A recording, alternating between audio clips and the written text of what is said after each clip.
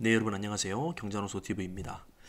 최근에 광주가 조정지역으로 지정이 되었죠. 그래서 뭐 양도세 중과라든지 뭐 여러 가지 규제 때문에 많은 어려움이 있을 것 같은데요. 한번 살펴보겠습니다. 네, 오늘 자료는 세무적인 내용이 들어가 있기 때문에 저는 뭐 세무 전문가가 아닙니다. 그래서 제가 제공해 드리는 자료는 참고만 하시고요. 올려드린 자료로 이것을 참고해서 감을 잡으시고 필히 세무 상담을 받으시기를 당부드립니다. 네, 먼저 지정 효과를 보면요. 조정 대상 지역 규제 내용은 보시는 바와 같습니다. 크게 이렇게 5가지 챕터로 이렇게 보실 수가 있는데, 먼저 금융과 관련된 부분에서 LTV 있죠. 이 LTV는 이제는 9억 이하는 50%, 9억 초과는 30%밖에 되지 않는다. 그 다음에 서민 및 실수요자는 10%가 우대가 된다라는 사실 염두에 두시면 될 것 같고요. 이것도 여러 가지 조건들이 까다로워요. 반드시 살펴봐야 될 부분들이 많습니다. 그 다음에 2주택 이상 보유 세대는 주택 신규 구입을 위한 주담대가 이제 금지됩니다. LTV가 0%라는 거죠. 예외가 있죠. 무주택자가 구입 후 6개월 내 전입을 한다든지 1주택 세대가 기존 주택 6개월 내 처분 및 전입 시 주담대가 가능합니다. 이 점이 달라졌다는 것 여러분들 알고 계시면 좋겠습니다. 반드시 알아야 될 부분이죠. 그 다음에 다주택자 양도세 중과 장특공 배제, 이 부분은 반드시 짚고 넘어가야 될 부분이고 여러분들이 필히 구분하고 아셔야 될 부분입니다. 주요 골자는 2주택자는 이제 20%가 중과되고요. 3주택자가 양도할 때는 양도세를 30%를 중과가 된다라는 내용입니다. 표로 한번 보겠습니다. 조정 대상 지역 다주택자 중과율은 현행법에서는 2주택자의 중과세율은 과세 표준 세율 구간에서 플러스 10%를 하고요. 3주택은 20%. 그런데 21년 6월 1일부터는 10%씩이 더 높아지게 돼요. 그래서 중과세율 20%, 30% 이렇게 되는 겁니다. 최고 세율은 65, 75%까지 되게 되겠죠. 이게 굉장히 혼돈을 준 부분이기도 하고 어려운 부분이기도 합니다.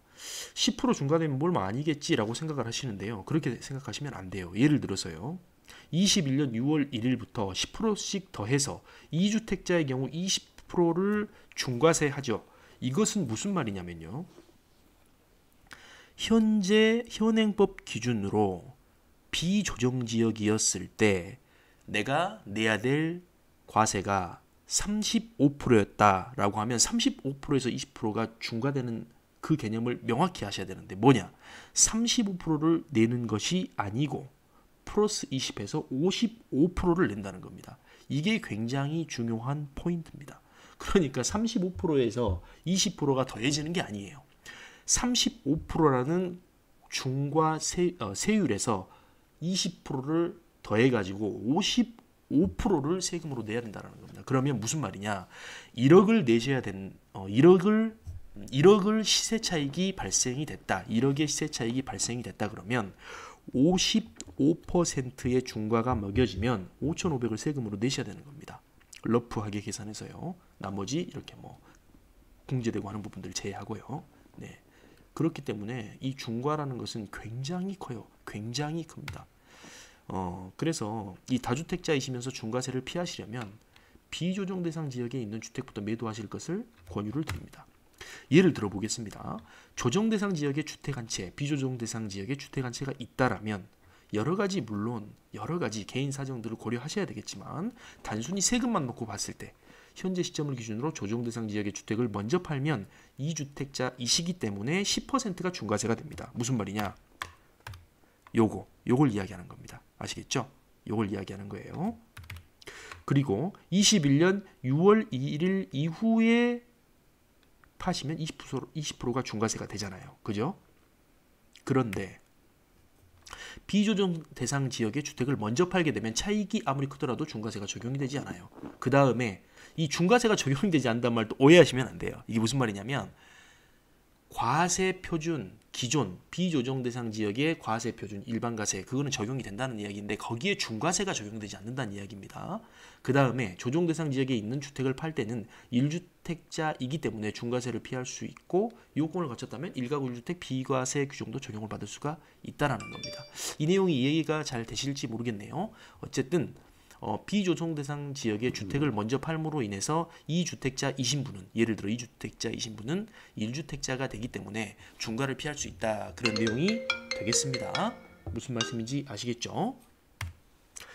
자, 그 다음 21년 6월 1일부터는 10%씩이 더 높아져요. 현행은 조정 대상 지역에서 내 집을 팔게 될 경우 2주택자라면 10%, 3주택은 20%, 6월 1일부터는 10%씩을 더해서 2주택자라면 20% 중과, 3주택은 30% 중과를 한다고 했죠.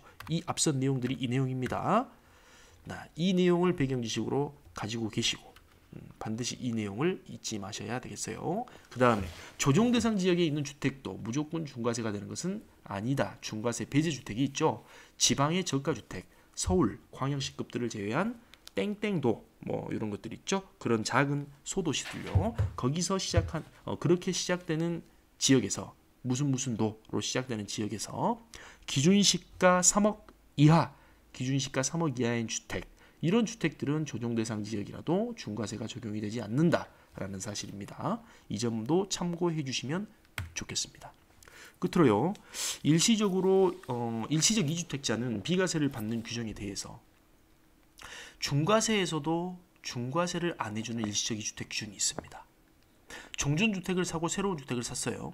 그러면 새로운 주택을 산 지 3년 안에만 종전주택을 팔면 양도세를 중과하지 않습니다.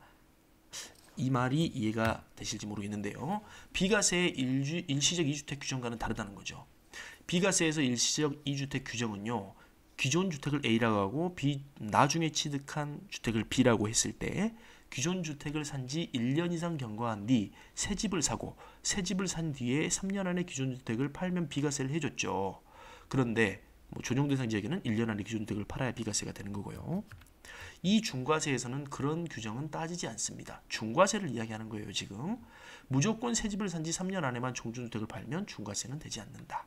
즉 비과세 규정은 받지 못한다 할지라도 새 집을 산 지 3년 안에만 종전주택을 팔면 일반 세율로 양도세를 낼 수 있다라는 내용입니다. 오늘 살펴본 이 내용들이 굉장히 중요한 내용입니다. 반드시 잘 아셔야 될 부분이고요. 이 부분을 알지 못하고 이제 광역시급에서 주택을 사고 팔 때 큰 손실을 입을 수가 있기 때문에 오늘 살펴본 이 내용은 반드시 여러분들께서 숙지하셔야만 된다라고 생각이 됩니다. 네, 다시 한번 중요한 부분들만 한번 짚고 넘어가 볼게요. 조정 대상 지역 다주택자의 중과세율. 현행은 조정 대상 지역에서 집을 팔게 되면 과세 표준에 해당하는 그 세율에다가 2주택자는 플러스 10%, 3주택 이상은 20%를 먹였습니다. 그런데 21년 6월 1일부터는 이 중과세율에 플러스 10%가 또 되는 겁니다. 그래서 2주택자가 집을 팔게 될 경우는 본인의 과세 표준에 해당하는 그 과세율에다가 플러스 20%를 중과하고요. 3주택은 플러스 30%를 중과한다라는 사실. 굉장히 세율이 높아졌다라는 사실을 여러분들께서 필히 아셔야 되겠습니다. 네. 여러분들 굉장히 지금 힘든 시기죠. 힘든 시기입니다. 이 힘든 시기 정말 여러분들 잘 극복하시고요. 구독자 여러분들의 가정마다 행복한 연말연시가 되시기를 경자노소TV가 기원드립니다. 그리고 지난 1년간 경자노소TV를 사랑해주신 모든 분들께 다시 한번 감사의 말씀을 드리면서 오늘 영상을 마무리해보고자 합니다. 오늘 토요일이에요. 토요일인데 여러분들 행복 가득한 주말 보내시고요.